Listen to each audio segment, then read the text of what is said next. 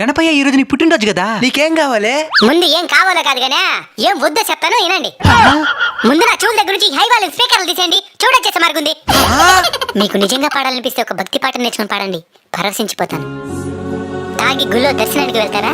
అమ్మమ్మ, మరి నా మండపం కూడా గుడితో సమానమే కదా, మరెందుకు తాగొస్తున్నారు? తాగి నా ముందు ఆ డబుల్ మీనింగ్ పాటలకి గంతులేయడం వల్ల నన్ను తక్కువ చేసిన వాళ్ళు అవుతారు కానీ నా భక్తులు అనిపించుకోలేరు.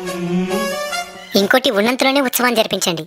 మీరు ఎంత పెట్టుబడి పెట్టారనే దాన్ని నేను చూడను, ఎంత ప్రేమను పెట్టారనేది మాత్రమే నేను చూస్తాను. ఒకే గ్రామంలో 3-4 విగ్రహాలు పెట్టడం వల్ల మీలో ఐక్యత నశిస్తుంది. అందరూ కలిసిమెలిసి ఒకే విగ్రహాన్ని పెట్టి పూజించండి. నేను మీలో ఐక్యతకి కారణం అవ్వాలి కానీ గొడవలకి కాదు. స్వామి మేమైతే తాగి రావడం, డబుల్ మీనింగ్ పాటలకి డాన్స్ వేయడం ఇవేవి చేయలేదు స్వామి. అందుకే కదా నైనా నేను ప్రత్యక్షమై మీతో మాట్లాడుతుండేది. మీరు నాకు బాగా నచ్చారు. ఏదైనా ఒక వరం కోరుకోండి, ఖచ్చితంగా తీరుస్తాను. స్వామి నీ పుట్టినరోజు నాడు కూడా విజయవాడ ఖమ్మం అసలు వరదలతో ఇబ్బంది పడుతున్నారు స్వామి, వాళ్ళకి తోడుగా ఉండు స్వామి. తదాస్తు.